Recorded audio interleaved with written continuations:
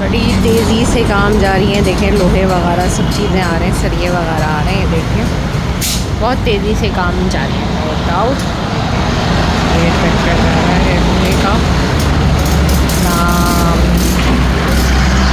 दिन काम हो रहा है पर रात काम नहीं हो रहा, ये गलत बात है। ये मैंने नहीं देखा। ये देखें हैवी मशीनें लगी हुई हैं, उधर भी लगी हुई है। देखें 2 मशीनें, वो ट्रक खड़ा हुआ है, नज़र आ रहा होगा मेरे सामने बिल्कुल दरख्त है जो मैं नहीं दिखा सकती। यहाँ पर भी काम हो रहा है। एक को रेस्ट देते हैं।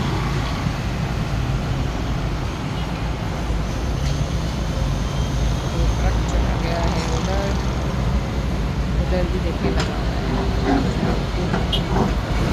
सबको को।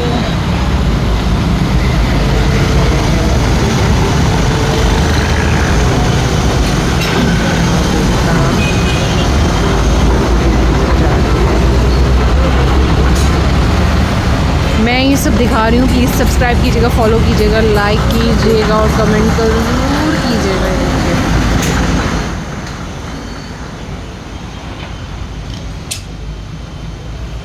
कितनी तेज़ी से काम है।